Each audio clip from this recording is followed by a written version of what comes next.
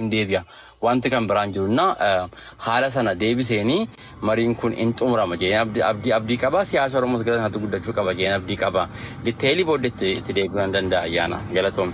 Yeah, thank you Abichu. Bayatay Awash.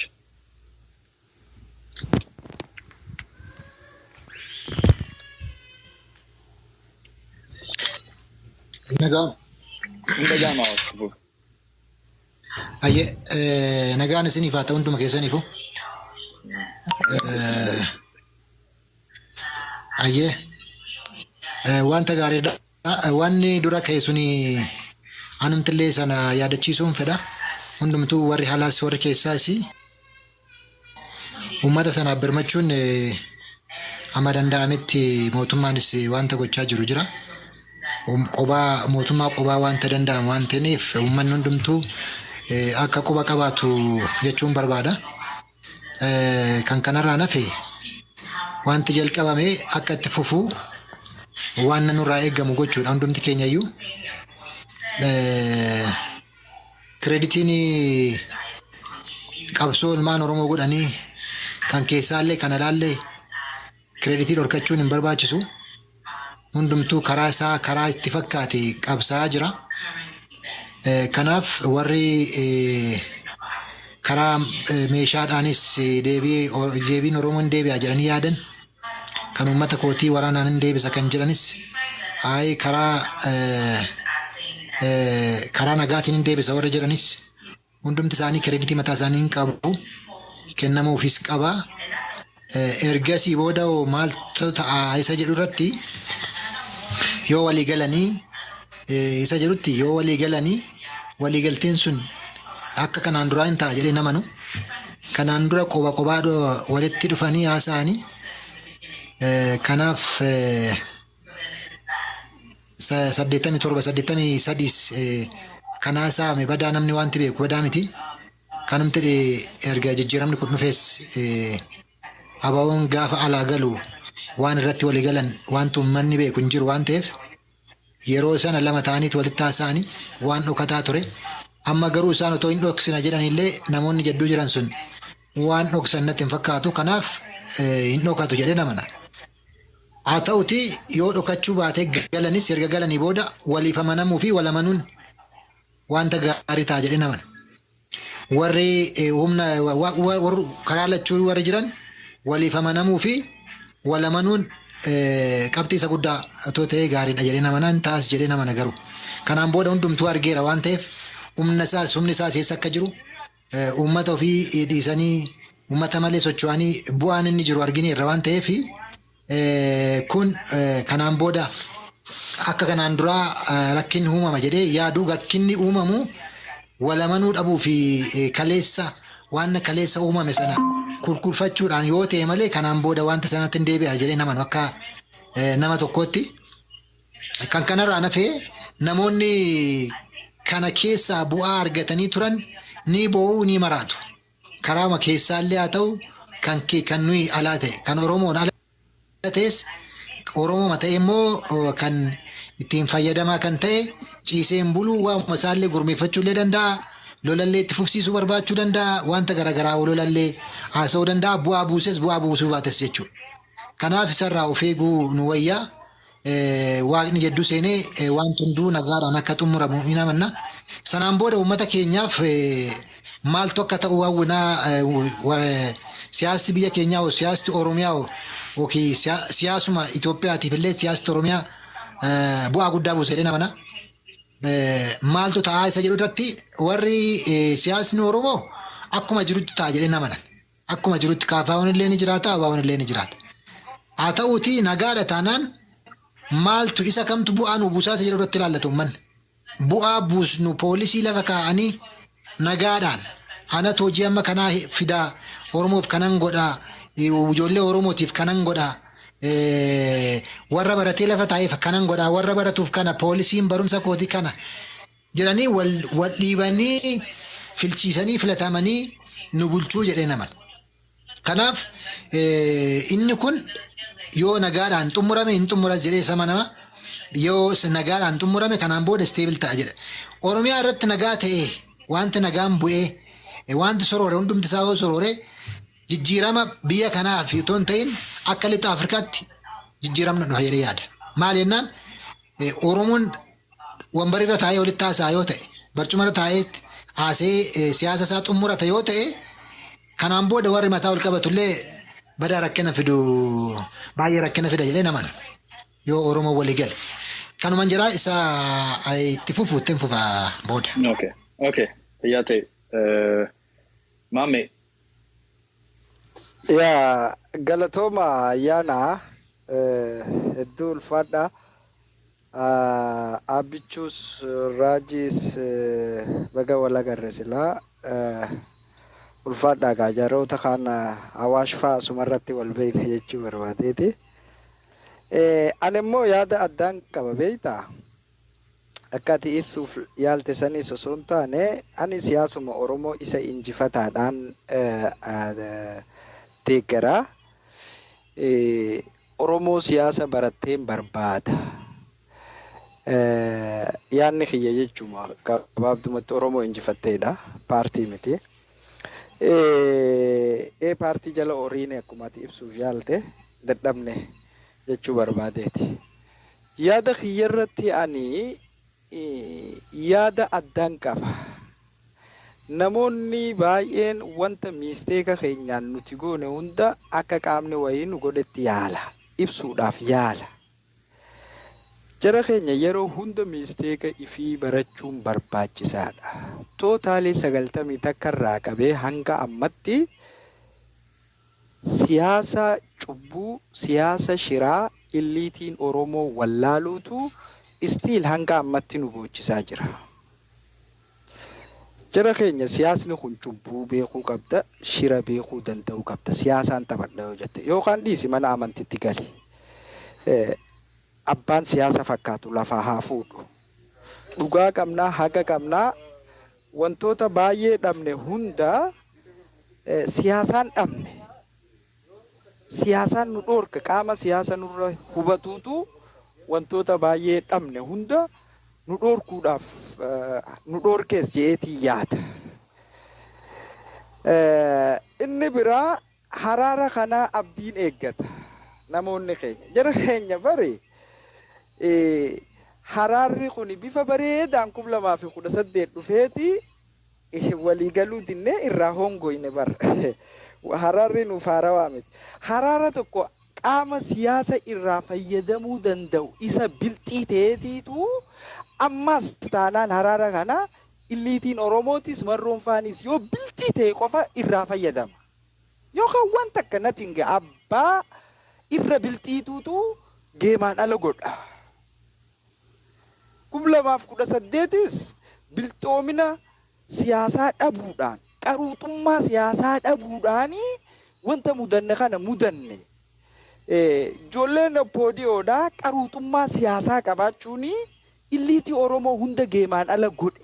Waan kana yoon fudhatin shiraan godhee naan jette. Eeyyeen shirri barbaachisaadha. Poodiyoon abaa'oo kootu waan kanaa sirraa irratee bakka tana guuttadhuun ja'uun.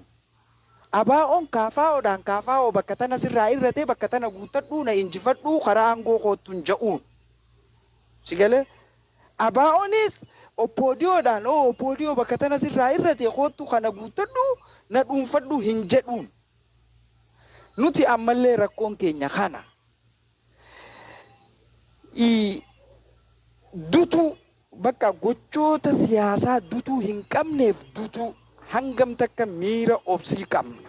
Hangam takka siyaasni nuuf gale.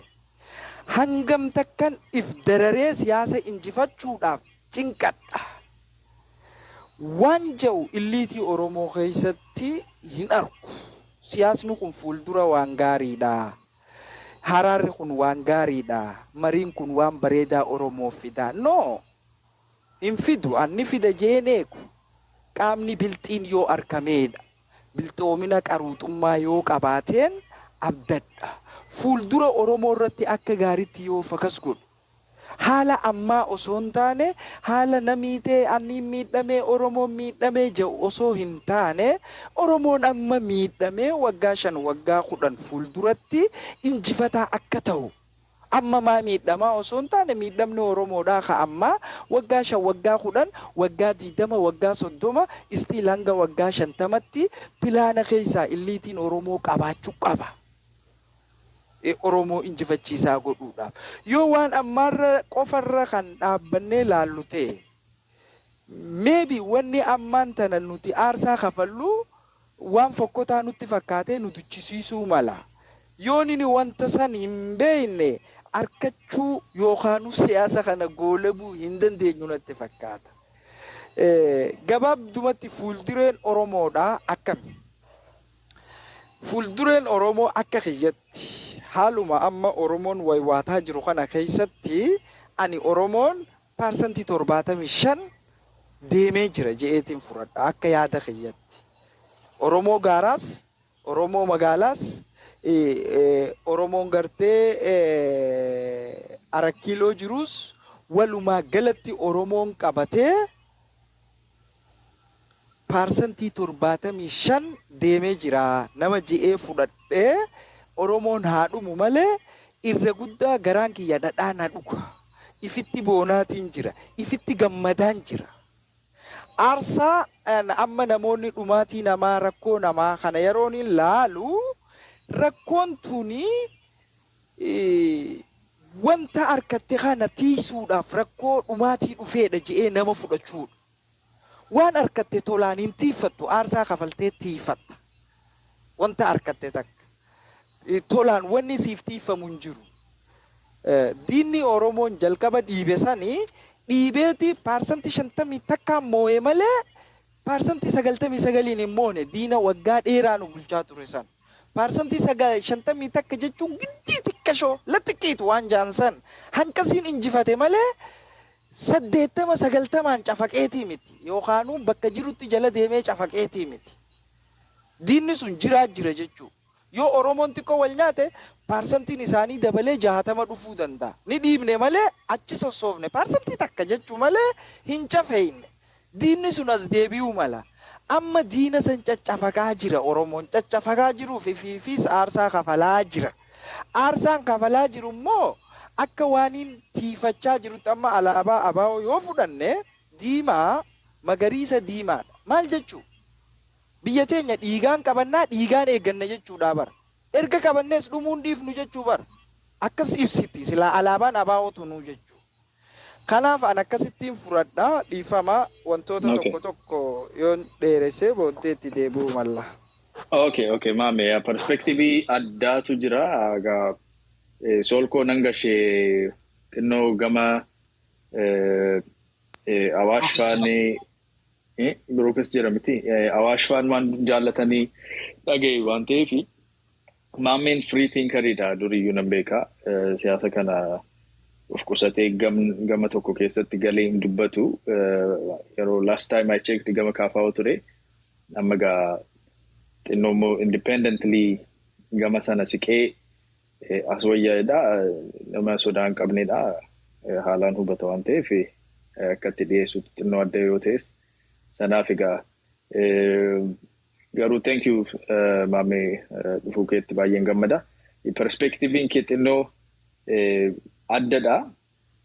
Garuu waan nu haasaa jirru wajjin waanuma wal fakkaatudha. Waanuma of course you're very frank gootee bantee dubbattee so akkasittan qabadha.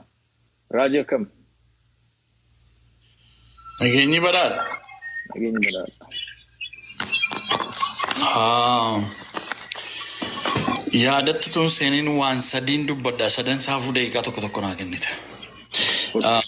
Tokko Dr. Nureddin waan kaase sana furdifamuu qabadee yaada. Nulleen akkuma waan siyaasaa Oromoo mari'annu kana hawaasummaa Oromoo irratti iddoo dhibdi jiru irratti yeroo fudhannee mari'achuu nu feesisaa. Jara keenyaas loon gaafa biraa qalan hin gadoodha. Ni tokko yeroo biraa qalamu ni tokko hin gadoodha bira. Nu garuu Oromiyaan lixaa maatii tokko keessaa namni 10 namni 15 akkasitti ajjeefamu Oromoon ka biraa calluma ilaaluu jira. Kanaaf nutti dhaga'amuu qabaa. Kallattii kamiinuu deeggarsa miidhamtoota namuumeenis uumamaanis itti dhufe kana waan Oromiyaa lixaa jiru haa birmannu. Akkuma isin dhaammatee wabii maccaas fundraising eventii qabaa personaalis akkuma sila ayyaanaan tuttuqe please hundi keenya irraa qoodaa fudhannu. Oromummaa waliin qabna waan ta'eef. Inni lammaffaani yeroo baay'ee marii mana kana keessatti geggeessinu ilaalchisee bakka ruumiiwwan garaagaraatti nan argaa. Gariin garee nama 3-4 ta'ee gaaf tokko maallaqa walitti qabeeraan caasaa keessa hin jira ebeluufaa akkasidhaa jedhamee ololamuun dhagaa. Gariin immoo ayyaanuu walitti sin qabee akkuma nama loon tiksuu harcummeen sinoofaa akka jedhu faan dhagaa. Gariin immoo araara labsitu sinuu piipii taatanii ka jedhu faan dhagaa. Kanaaf xiqqooshee aniyoon jedheef aniyoon godhe malee ka jedhu tokko dhiisneetu dabballee xobbummaa kanuma haasa'u jiru hojjennoo keenya qabannee Oromoof maaltu malaa ka jedhu akka nama dhuunfaatti yaada kennataa jirra. Jaarmaas bakka hin buune eenyuunis bakka hin buune. Kaleessa kilabaawusitti akkas turamee har'a akkas turamaa. Anayyaanaan yaada koo yaada isaa nan fudhachiisu ani yaada koo san fudhachiisu. Wantu mari'achuu jirru yaada irratti mari'anna. Raajiin ruumii kana keessa taa'ee waan hin dubbate qabsoo Oromoof hin fayyadu yoo ta'e anatu balaaleffatamaa ayyaanaan hin balaaleffatamoo namni biraa. Yoo ayyaanaan balleesses abbaasaatti hidaasaatti abbaa masaaf fannifamaa jiran. Wanta akkasii adeemsifamu nan dhagaa waan ta'eef waanuma akkuma ofii namni isaan ergatuutti akka namni nama ergatuutti fudhachuun kun xiqqoo rakko. Ilkaanillee itti buqqifachuu baannu siyaasaa kana gama hundumaanuu xiqqoo tokko liqimsineerra waan ta'eef akkasitti hawwatamu. Sadaffaa kan maammeen kaasee maammee personaalii nan jaalladha nama baay'ee kabajudha. Garuu yaada maammeen qabu kanaan entertaining godhu. Dhugaan bakka lama hin jirtu. Oromummaa dursaa Oromoof qabsaa inni paartii siyaasaa jala jirus. Dhugaan bakka lama hin jirtuuti bakka dhugaan jirtutti cichee jennoo godhadhu dubbadhu. Yoo kaafaa rakkoo kana qabaate kaafaa rakkoo kana qabaa yoo abaa kana qabate kana qabaa yoo abaa kana qabate kana qabaa yoo biltsiginnaa kana qabate jechuun badhaadhina paartii akka paartiitti kana qabaa. Yoo raajiitis akka dhuunfaatti qabate kana ayyaana situ kana qaba jechuudha. Maaliif inni yaada kee baay'ee isaan tarteen godhuu hin qabnu kanan jedhu ati korneriitti itti ilaaltu naaf gala. Oromummaa dursa nus Oromoo dursa jedhu jira. Marroorras Daawudirras eenyurras Oromoo dursee duuti Oromoo haa durfamu Oromiyaan nagaa waaraa argattu jedhu jira. Gaaffii Oromootti amantaa maammee nan amanaa nan beekaa yeroo hedduu waliin maranneerra. Gaaffii Oromoo kan galmaan ga'u akeekni 3-4 galmaan hin ga'u akeekuma tokkotu yoo hundumtullee gaarii ta'e tokko akkamuma quba keenyaa tokkorra waa caalti. Kanaaf ani keessa hin jiru ni jedhu kuni yoo rakkoon dhalatee solushiniin nan ilaallatu nama jechuu baqattuudha. Yeroo baay'ee dubbachuun barbaadu isin abaawoo keessa teessu kana dhaabaawoo rakkoo akkasii qabaa jedhu. Ana abaawoo rakkoo hin qabu jedhee miseensa abaawoo hin taane. Rakkoo abaawoo hin qabu falan taa'aa jedheen keessa ta'a. Hin baqadhu. Rakkoo sanaaf hin fala ta'uu qaba jedhee. Nus qabsoo Oromoo akkasidhaan iddoo kanan biraa kanan fedha jennee irraa baqannoo ta'e yoo gooliin galee harka rukkunnee yoo nutti galee dallannee gallaa jechuudha. Let's be the part of it. If we think the part of the failure, we're going to be the part of a solution jennee yaanna waan ta'eef ka jedhu kana sadan. Kanatti kaaste irratti waa tokkoon yaada. Araarri nu barbaachisa. Maaf nu barbaachisa? Nuni warri biyya alaa jiru kun amma sa'aatii 4 rafaa jirra. Because nama keenya nama 20-30 baqatee jirutti boqqolloo bituu waan qabnuuf. Kanaaf nagaa waan inni barbaachisuuf nan beeka. Nama nagaa dhabe maatii nagaa dhabe hin qaba waan ta'eef. Nagaan nu barbaachisa. Nagaan sun akkamiin argamaa namni hundumtuu faluu qaba. Araarri kun immoo xumura nagaa fidaa ka jedhuutti yoo fudhanna ta'e an akka kootti araarri kun xumura nagaa hundumaa fidaa ka jedhu namanu. Garuu immoo ka'umsa fiduu danda'a iddoo kaleessa turreerraa tarkaanfii nu deemsisuu danda'a. Maaliif yoo jennee yoo araara kana tokko manni silamma maammeen tuqaa ture yoo araaruma kanatu falandumaa fida jenna yoo ta'e rakkoolee garbiraa qabnu furachuu qabnutu hafeetu rakkanna jechuudha. Kanaaf araarri kun bu'aa fidaa bu'aa kaleessaa irraa tarkaanfii nuu fidaa garuu waaraa waliigalaa fidaa jennee jala goolabuu hin qabnu. Maaliif jennaan tokko rakkoonumti siyaasaa nu qabnu wal xaxaadha. Lammaffaa stakeholderiin qooda nagaa dhabuu Oromiyaa keessaa qaban hundumaatu qooda fudhachuu jira miti. warruma qooda fudhatu keessas maayinni institutionidha. ልዩነት ባለበት አንድነት አለ አንድነት ባለበት ልዩነት አለ ከጀደሙ tokko jira within caasa every caasa keessa kan nagaan barbaanne jira akka namaattu kan nagaan barbaanne jiru nu nagaa sitaasofne namaaf nagaa soonu jiru jiranimi akkuma kana kan nagaan barbaanne jiraachuu danda'a kanaaf kanumatu nuu fidaa jennee abdanna yoo ta'e rakko garuu anaaf amma tokko nu tarkaanfachiisa irratti develop goonee nagaa waaraa fiduun hojiin kan keenyadha. Inumaayyuu araara kanaa booda implementation irratti rakkoo dhufutu qooda namni kennutu murteessaadha. Kanaaf araarri kun milkaa akka yaada kiyyaatti milkaadhaan abdadhaa waan inni milkaa'uufis kanaan dura sinii kaaseera. Qabsoo Oromoo keessatti the right person in the right place ta'utu rakkoo fideedheen kaasaa ture. Har'a garuu the right people are meeting each other. Maal safaarii mati nuu gamsiise nuun yeroo hundumaa. Oduu deddeebistuu gidduu caasaan dhaatee maaliin dhaatee amma abbaan dhimmichaa walga'ee mari'ata waan ta'eef furmaanni yookiin saksasiin tokkoon dhalata ka jedhuun abdadha. Akka kootti kun madaalli kiyyadha. Irra caalaa immoo erga mariin kun godhamee booda all inclusive marii keenya yeroo darbaattis kaaseera. Qabsoon Oromoo roga sadii akeeka siyaasaa lama jira. Roga sadii yeroo hin jedhu qabsoo hidhannoo, qabsoo karaa nagaa, qabsoo ijoollee mootummaa keessa jiraatanii namoonni baay'ee legitimate gochuun hankeeti dhimma hin qabuun. Legitimate godhuus dhiisuu dandeessa. Garuu mootummaa keessa gaaffii Oromoo asiin deebisnaa jedhanii warri aangoorra jiran akeeka kanaan Oromoof gaaffii deebisnaa jedhanii qabsaa'u jiru. It is true dinaay gochuun qabdu. Kaafaa of abaa'oonis akeeka siyaasaa kaleessaa qabanneetu karaa nagaa Oromoof gaaffii deebisnaa jedhanii qabsaa'u jiru. Waraanni bilisummaa Oromoo immoo Oromiyaan boortaan cabdee boortaan deebi'uu qabdii jedhee aarsaa lubbuu kaffalee qabsoo hidhannootti cichee jira. Roga qabsoo kana sadaniitu jira. Akeekni qabsoo siyaasaa immoo lamatu jira. Inni tokko Oromoon hireesaa murteeffachuu qabaa jedhee kan amanu qaama abaa'oo wobootu jira. Oromiyaan immoo karaan Oromiyaa nama keessa Itoophiyaa keessa ba'a. Itoophiyaa keessatti dantaan Oromoo deebi'a kan jedhamu ani manifestoon kaafaa fi manifestoon badhaadhinaa walirraa fageenyaan qabu. Tokko sabdaneessummaa leellisaa, tokko immoo tokkummaa Itoophiyaa leellisaa. Akeeka siyaasaa kana lamaan qabnaa roga siyaasaa sadiin qabsoof. Rogi siyaasaa sadan qabsootti geggeessinu kun yoo wal hubate yookiin yoo wal dhuunfate malee rakkoon Oromiyaa amma dhumaatti ni qabu. Kan hubachuu nu feesisa. Sirriitti reality lafa jirudha waan ta'eef. Ebaluun deeggaruu dhiisuun bu'aa qabaan qabuun waan biraati isatti walitti dhufna. Garuu iddoo nu jiru realitiin kanadha. Boolla sadii keessa jira. Akeekni siyaasaa immoo lamumatu jira. Oromoon hireesaa murteeffachuu qaba ka jedhee qabatee taa'u. Oromoon immoo Itoophiyaa keessatti deeffisaa argataa jedhee ka taa'u. Kana kun yoo akeekni siyaasaa kun wal mo'e yoo rogni siyaasaa kun wal dhuunfate malee gaaffiin Oromoon deebi'u. Kanaaf marii kanaa booddees warri kun all inclusively egeree Oromiyaa irratti gatta'amee yoo waan taane ammas mormituu biraa dhalataa dhufa ammas rakkoo biraatti seenna. Akkasitti ilaaluu nu feesisa. The second threatin ka Oromiyaa yoo nagaa buusnee sila mana wayii tokko keessatti dubbataan ture. Warri Gumuz torban lamaan darbe araara godhaniiru. Akkuma naannoo Gumuzitti araara godhatan. Dantaa baay'ee sadarkaa Itoophiyaatti hirmaannaa qaban isin qaban. Oromiyaa jechuun yeroo ammaa kana garuu Itoophiyaa jechuudha. Itoophiyaan Oromiyaa malee nagaa hin qabdu. Waan nu beekuu qabnu.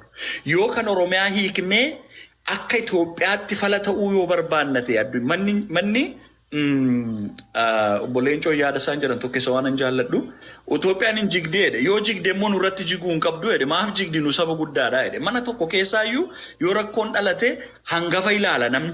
Sabni biraas nu ilaala. Akka Oromootti saba biraaf maal baannee immoo akka Itoophiyaatti gabbaanaa kan jedhu sunis murteessaadha. Yoo diina waloo kana fixnee ajandaa waloo hin uummanne. Kanaaf taateewwan achi booda dhufan baay'ee natti mul'atu akka danqaa qaban garuu irra aanamaa jedhee yaada. Kanaaf araarri kun itti ba'umsa isaaf namni qooda hundumaa kennuu qaba. Araarri kun waan sila bichuun faatutu kan itti waliin galaa araara kana namni gad ba'ee dubbachuu dhabuun waan irratti walii galame dubbachuu dhabuun Eertiraa irratti araara godhame himuu dhabuu qofaa miti. Warri araara sanarraa qooda fudhate siyaasaa irraa ala xaba ta'ani. Gaafa Dr. Warqanaa fi Lammaan siyaasaa ala ta'anii araarri suni ija isaaniitti paarticha keessa ari'amanitti ilaalaman. Har'asi rakkoon akkasii Haayile Assalaalaf mootummaa keessatti jijjiiramuu danda'a. Haayile Assaalafiin bakka wayiitti dhalachuu danda'a. Kanaaf isa kana immoo hojiitti hiikuutti godhu nu feesa. Walii galatti waan an jedhu Oromoon nagaatu isa feesisa. Oromiyaan nagaa waaraa ishee feesisa. Haati Oromoo boo'urraa dhaabbachuu ishee feesisa. Kanaaf callumannee waan bubuutuu xixiqqoo kakaasuurra araara kana galmaan geessisuuf erga jalqabnee booda immoo milkeessuu irratti nu hunduu hojjechuu qabna. Akka jedhuun dabalaa fayyaa ta'e ayyaana. Thank you, Raj. Fayyate. Bilal? Okay. Indagama jedhee abdaddaa. Indagame. Sultan fufaa. Okay. Ulfaadhaa fayyaataa hundi keessanuu warri mana keessa jirtan hunduu harka fuudhan jedha. Dursoo ayyaana akkam jirtan nagaa jirtaa hirmaannaa kee yeroo jalqaba waan ta'eef yeroo hedduu taa'ee si dhaggeeffachaan ture. Waan akka nama social media kanarratti durin xiqqoo yaalaan ture hedduutti naan badee si arginaan hin deebi'e dhugaa dubbachuudhaaf maali parsanaalii odoonteen yaada kee pilaatfoormii kan akkaataatti amma deemaa jiru yoon arguun hawwee so hirmaachuu kootiif yeroo jalqabaatiif ittiin gammadaa si arguu kootiif akkasii warri akka hirmaadhu nagootan asumaanis galatoomaan jedha Awaash Faantii kanan jedha erga kana jedheen booda garuma yaadattu walii galaatti deema. Ani amma isteejii akkanaa kanarratti dura nuti warri hirmaannonni pilaatfoormii kanarratti hirmaannu hidhannoo keenya kan dhaabaas ta'ee kan jaarmaa jaalannu odoo lafa keennee amma dura dursoo dhimma saba keenyaa dhimma siyaasa Oromoo akka abbummaatitti odoo fudhannee gaariidha jedhee yaada. Maaliif tokkoffaa qilleensa amma jiru kuni gara tokkoon gaariidha. Qaamni siyaasaa kan agartee mul'atu kan argamu har'a walitti dhufee gaafa mari'atu qilleensa gaariitu jira. Gama biraatiin immoo asumanis Dr. Nuruddin illee galatoomfachuu barbaada. Oromoon rakkoo keessa jira jechuudha. Rakkoo siyaasas rakkoo ikonomiillee jechuudha. So kanaaf gama tokkoon yoo qaamni lamaa walitti dhufee maratu kun nu gammachiisu gara biraatiin rakkoon Oromoon keessa jiru immoo nu yaachisuu irra jira waan ta'eef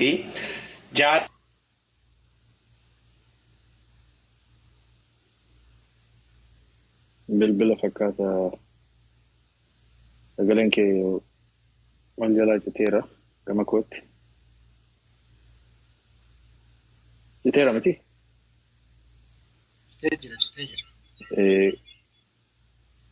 Bilal bilbilatutti bu'ee fakkaata unmute godhii eekoo barreessi.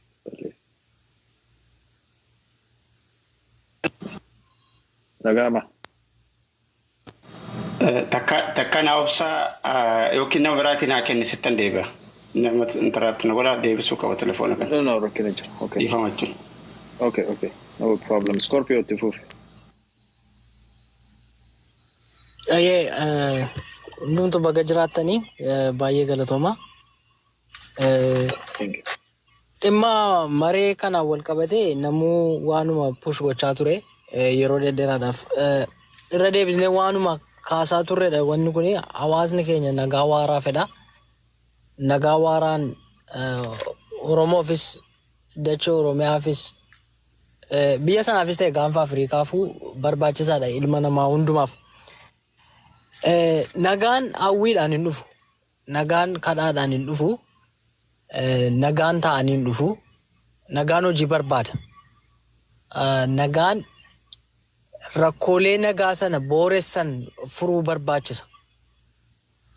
Kanaaf warri mari'achaa jiran qaamonni dhimmi isaa ilaallatu akkuma kanaan dura deeggartoota isaanii, miseensota isaanii fi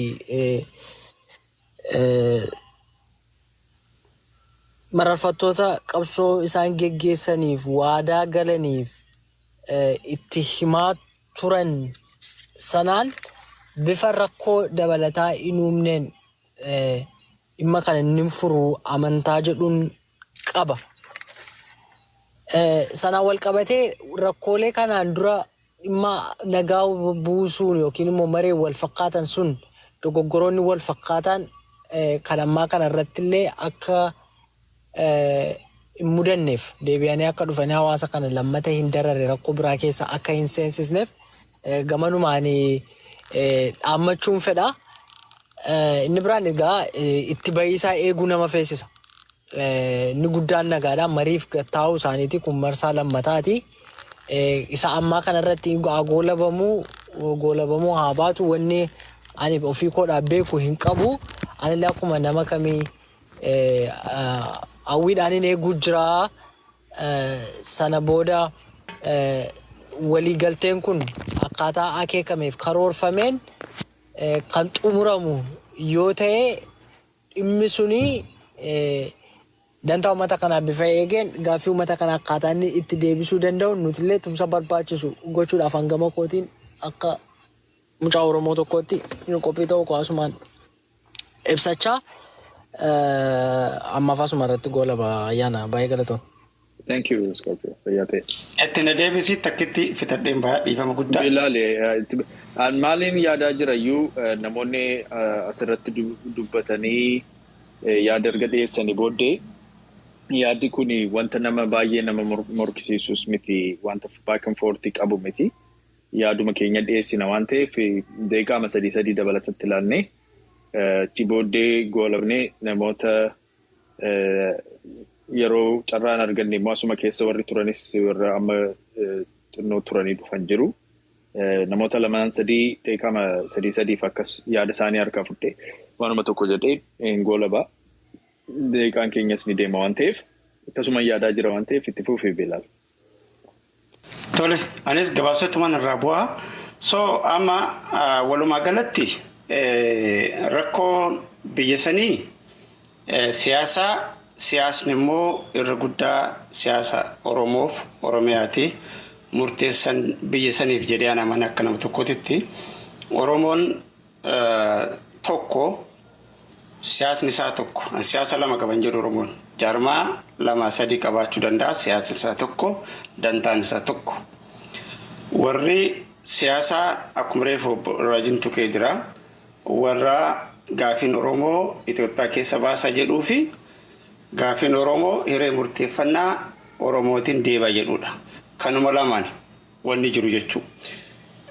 Kuni haa jiraatu. Gaafiin Oromoo Itoophiyaa keessa deebi'uu jirullee haa jiraatu. Gaafiin Oromoo hiree murteeffannaa jedhullee haa jiraatu. Garuu gaafilee kana deebisiisuuf ilmaan Oromoo qawwee walitti dhukaasuun hin barbaachisudha akka nama tokkotti jennaan kiyya. Qawween har'a bosona jiru qawwee ilmaan Oromoo qabattee ilmaan Oromootitti dhukaastudha. Kanarratti waliigaluu qabna. Waan tokko wal soobuun nurra hin jiraatu. Amma siyaasa deeggaruuf yookiin immoo qaama deeggaruu political correction eeggachuuf jecha sirnaan lollaa empire Itoophiyaa lollaa dhiifnee amma hayti jiru kan dhukkubsataa jiru kan dhibamaa jiru yookiin kan du'aa jirus Oromoodha. Kan ajjeesaa jirus Oromoodha. Lubbuu Oromoof qabeenya Oromoo qofa odonteen akkuma waliigalaatti iyyuu biyya san keessatti siyaasa Oromoo miidhaa jirra wal miidhaa jirra waan kana dhugarra dhaabbanne dhugarra ijjenne haqa walitti himne wal miidhaa jirra siyaasa keenyas miidhaa jirra sigalee ani qaama mootummaa nama deeggaru ta'uu danda'a garuu an Oromoodha. Ati qaama hidhate kana deeggaruu dandeetta garuu ati Oromoodha. Nu lamaanuu immoo dantaan nuti qabannee deemnu dantaa saba keenyaa saba kana seentara goone qabeenyi inni keessa jiru rakkoo siyaasaa inni keessa jiru dhimma hawaasummaa isaa seentara goone gaafa qabsoofne saba kanaaf qabsoofne waan ta'eef qawwee walitti dhukaasuun nurra hin jiraatu wal ajjeesullee nurra hin jiraatu jidduu keenyatti haadha Oromoos abbaa Oromollee boochisuun nurra hin jiraatu. Kanaaf amma wanna akka nama hirmaannaa har'a dhufeetti wanna dabarfachuu barbaadu. Yaa ilmaan Oromoo mee amma bileen geemii san keessa haa baanu waggaa 4 har'aa waggaa 5 har'aa dura hedduu biloo malgooni ati maa bosona seente isatu bosona seene inni kanaaf kana ajjeesaa inni kanaaf kana godha har'aa sanbira dabarree waggaa 5 keessa jirra waggaa 5 kana keessatti wanta keessaa arganne bu'aa arginee jirra bu'aan waggaa shan kana keessatti Oromiyaa keessatti bu'e ilmi Oromoo du'u qabeenyi Oromiyaa barbadaa'u siyaasni isaa badu sanbira taree rakkoo biyya sanii naannoo sadii ta'aara. By the way rakkoon Itoophiyaa durumaa Oromoodha jechuun siyaasa Oromooti. Osoo siyaasni Oromoo sirraa'e osoo wanni Oromiyaa biyya san keessatti iddoo isaa argate bakka gahaa isaa gahaa ta'u argate siyaasni Itoophiyaa ni qajeela. Siyaasni gaafa Afrikaatu ni qajeelaa jedhama jechuudha. So kanaaf kun kan qajeelchuudhaaf Oromoo jidduu isaatti siyaasa isaa roga itti godhuusa barbaachisa. Kanaaf araarama deeme kun itti fufuu qaba, dhumachuu qaba. Araara booda maal ta'a siyaasni Oromoo garam deema kan jedhuuf naareeshinii siyaasa Itoophiyaa waliigalteedhaan bocuun barbaachisaadha jechuudha. Gaafa Oromoon gara tokko deebi'ee jaarmaa miti beek siyaasni Oromoo roga tokko godhatee boca san Itoophiyaaf lafa kaa'e siyaasni Itoophiyaatu ni furata. So rakkoo ofii jidduu isaa keessaa kana baasee siyaasni Itoophiyaa gara tokkotti deemuu qabdi gaafa jedhurratti walii yoo galee dhimmi biyya sanii rakkoon biyya sanii ni furatti. An kana jedhaa sanii alatti araara keessatti Oromoon waliin lolu araara boodas waliin lolu maybe araara booda qaamni biraa kamufatu jiraachuu ni mala san immoo waliin dura dhaabannaa santu durraa bareedan jedha Fayyaataa ulfaadha. Thank you Fayyaataa ulfaadho Bilal. Qabxii cimaa kaastee dhuma sanarratti booda nan tuqaane sitti deebi'ee waan ta'eef Solko. Fayyee akkam jirtu nagaa keessanii hundumti keessaniyyuu torban geenye erga argine torban gaarii jecha egaa waanuma gaggaariidha wanti ka'aa ture wanti dhaga'aa turre nagaadha. Obboleessi koo tokko garuu maal jedhee nagaan kadhaadhaan hin dhufuu jedhe. Anis sheeriin godha wanta kana. Nagaan si kadhadheef hin dhufu yookaan na kadhatteef hin dhufu. Yoo barbaannedha fakkeessaadhaan nagaan dhufu tokko iyyuu hin jiru jechaadha. Nagaan kun badee jira. Nagaan baduun immoo ol qabatee dhugaatu dhabame akka Dooktar Gammachuu Magarsaa jedhu dhugaatu bade durasaa. Dhugaan akkamitti badee Oromoo waan gaafate qaba, waan barbaade qaba, waan du'eef qaba. Waan Oromoon du'eef kanatu itti dhiigisaa dhangalee lafeensaa cabee kanatu dalga darbe. Dhugaan achitti badee jechaadha. Gaafa dhugaan badummoo bakka dhugaan hin jirre nagaan hin jiru waan ta'eef nagaan duukaa bu'ee badee jechaadha. Nuti ilmaan abbaa tokkooti. Yes, ilmaan abbaa tokkooti. Oromummaa kee irratti si mormaan jiru. Oromummaa koo irratti nama mormaan jirtu. Garuu namatu du'aa jira. Amma obboleessi kiyya na dura dubbate maal jedhee qawwee ijoolleen fudhattee bosona seente kun uummata keenya ajjeesaa jira. Akkana jedhe jechatti jechaadha. Qawween ijoolleen fudhattee bosona seente kun warra uummata keenya ajjeesaa jirutu ajjeesaa jira. Malee uummata keenya ajjeesaa jira miti. Ani immoo akkasitti nan beeka. Kanan argis. Warra taankiidhaan uummata keenya ajjeesu dirooniidhaan nama 3,000 gabayaa keessatti fitu ajjeesaa jira qawween sun. Qawwee caccabaasaan kaleessa jedhan har'a jijjiiramee dhufee qawwee fooyyaa bitatee isaanumarraa hiikkatee akkas gochaa jira jechaadha. Yoo nagaa barbaanna ta'e jechoota akkanaa kana fayyadamuun hin barbaachisu. Wantoota akkasiirraa ta'uuf eeggachuun barbaachisa. Nagaa jechaasiin dhagaa namni baachuu hin dandeenye walirra darbachuun kun barbaachisaa natti hin fakkaatu. Inni kabiraan Oromoon Itoophiyaan keessaa baanaan Itoophiyaan hin jirtu. Of course Itoophiyaan hin jirtu. Garuu ani Itoophiyaatu diigama jedhee barabaraan waggaa 100maaf waan inni kaffalaa jiraadhuuf hin qabu. Itoophiyaan dhiiga ilmaan Oromoo dugdee agabbattuu fi lafee ilmaan Oromoo murtee abobeeffattuu fi ani Itoophiyaa jiraachisuuf barabaraan wanta ilmaan Oromoo sacrifice gochaa wanta Itoophiyaa duukaa jiraadhuuf hin qabu. Itoophiyaa diigama malee. Yoo dhugaa isaa dubbanne jechaadha. Turtee dhufte fakkaata Solko as turtee gaafa yeroon yaada marii kanaa lafa kaa'u. I think namootaaf deebii laachaa jirta. Okay, irra naa deebii. Garuu wantootuma namoonni dubbatan irratti hin dubbadde. Garuu irra naa deebii. Nagala. Isa hubadheeraatti nu amma fittuutti eegee. Amma nu maalni forward looking wanta ta'e haasaa jirra. Hundumtuu akkasitti dubbachuudhaaf jalqabee xinnoo waa tuttuquun kun waanumatti jirruudha. Nuyi dhiisii namoonni abbummaa irratti qabaatanii mari'achaa jiran iyyuu waa malee torban caalaa hin teenye. back and forth inni qaba dubbichi waan ta'eef it's okay gara bal'inaan ilaalla garuu ani amma toopikii godhee kan haasaa jiru opportunity fi possibility nu uumamuuf deemu nagaan kun akka fiixaan ba'u nama barbaadu qofaa otoo hin ta'in nama amanu nama irratti hojjetu goonee of amanna of beekna waan ta'eef akkasitti nagaan kun akka fiixaan ba'uu fi akka nagaa kana keessaa bu'aan bu'u amannee maal jechaa jirraa maal fakkaata gara fuulduraatti maal fakkaata maal akka fakkaatus barbaadna siyaasni jiru kuni kan Itoophiyaas kan kaasan sababuma kanarraati maal jechuudha siyaasni Itoophiyaa fi gaanfi Afrikaa kuniyyuu Oromoo irraa kan madduutu isa bulcha direct or indirectly waan ta'eef siyaasni keenya akkamitti determinant ta'a scoping landscaping suni maal fakkaata isa jedhu we are rather forward looking and optimistically haasaa jirra akka mariin kun gara nagaatti nu geessee qawwee nu gidduudhaa baasee siyaasaan gamatti mari'annutti nu gashsha jennee already namoota amanne taanee dubbachaa jirra waan ta'eef akkasitti gaafa yaadnu what do we hope and expect for the Oromo politics to morph into in its scope in its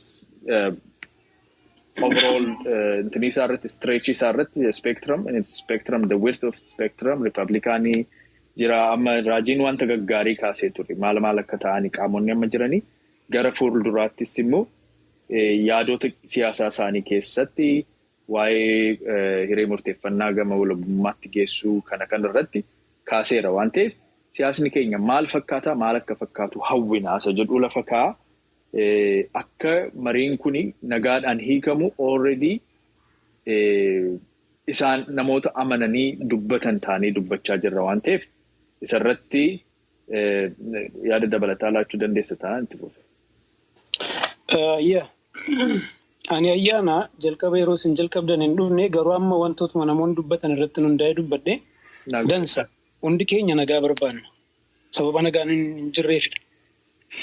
Kun hundumtuu kan nurra ga'e garuu laalla ijoollee keenya ilmaan abbaa gadaati jenne miti. Wallagga keessa Gujii keessa waggaa arfan shanan kana waggaa 6 deemaa nagaan hin jiru hundi keenya iyyuu ni beekna. Erga ijoollee abbaa gadaa taane waan sanaaf hundi keenya quuqamaa qabaannu wanti kun itti fufiinsa akka hin qabaanneef namni ifatti marii ifa waliigaltee ifa mariidha miti. Inni jalqabaa mariidha. Sana booda waliigalteedha. Waliigalteen lafa kaama barreeffamaan. Waliigalteen sun immoo maal fida? Araara fida. Araarri immoo nagaa fida jecha kana fakkaata toorri isaa. Kanaaf yeroo Eertiraas argine 2018 waliigalteetu jira ture waan itti waliigalantu jira ture wanta sanatu bade dhokate. Engadda mariisa torbee darbee keessatti dubbannee jirra. Yoo danda'ame uummata Oromootiif ifa haa ta'u wanti irratti waliigalanii jennee kan dubbachaa ture Oromoon waan isaan irratti waliigalan ammayyuu jecha amma mariin eegalee jiru Oromoos guyyaa 3 guyyaa 4 duranatti fakkaata. Erga waliigalanii booda Oromoon an akkasittiin jedheen ture yeroo hin taane miidiyaadhaan gadi ba'anii kana irratti waliigalanii gaaffii kan dhuunfaa gaafachaa jiru miti. Gaaffii Oromoo gaafachaa jiru waan ta'eef gaaffii Oromoo kana gadi ba'anii haa dubbatanii Oromootti haa himan. Tokko kana. Kalammataa waa'ee Taanzaaniyaa fi waa'ee Keeniyaa dhiisnee waa'ee Finfinnee irratti walii haa gallu. Kan Oromoo fayyadu isa. Taanzaaniyaa Keeniyaan iyyuu kan keetii afaan Oromoon afaan federaalaa naa godhi jedha. Hayi maal goota Taanzaaniyaa nu kan keetii Keeniyaa nu kan keetii maaliif xiqqeessitee yaadda maaliif gola keessatti yaadda maaliif asii gadi yaadda noo kana miti. Jalqaba isa gaafachaa turre walii galanii itti mari'atanii nuufaa deebisan. Inni kan biraan marii amma ta'aa jiru kanarratti adda bilisummaa Oromoo ajajoonni waraana bilisummaa Oromoo gaaffii uummata Oromoo waan baadhatanii deeman waan qabatanii deeman qabu waan ta'eef waan baadhatanii deeman qabatanii deeman kana sirnaan galmaan ga'anii as deebi'u jedhee tan abdaddaa mootummaan federaalaa garasitti namoota ergatee jiru kunis egaa yoo faayidaa mataa isaatiif miti ta'e yoo faayidaa uummata Oromootiif miti ta'e gaaffii uummata Oromoo kana irratti walii galee Oromiyaa keessatti lachuun isaaniiyyuu Oromiyaa duwwaa dhabtuun ta'een Itoophiyaadhaafis nagaa waaraan akka dhufu irratti walii galu jedheetanii abdadha. Kana malee mootummaa federaalaatiin kan inni adaraa godhittiin jechuu barbaadu kaleessa xinnaataa guddatu galatee adhibu galatee argamu warra sacrifice godhee asiin ga'eetu jira waan ta'eef warra sacrifice godhee asiin ga'e kana ilaalanii deebii warra sana gaaffii warri sun kaleessa TPLF'n gaafachaa ture kana yoo deebisan abaa waan bosona taa'u hin jiru karuma nagaayyuu galuu danda'a. Araarumtuu jaarsummaamtiyyuu hin barbaachisu waan ta'eef waanuma kaleessa Oromoon isin gaafachaa ture sana yoo dandeessan deebisaa kanuma gaafatamte yeroo achi dhaxxanittis waan ta'eef waanuma kana deebisaatii uummata wajjin walii galaattiin jechuutan barbaada. Ulfaadhu ayyaana.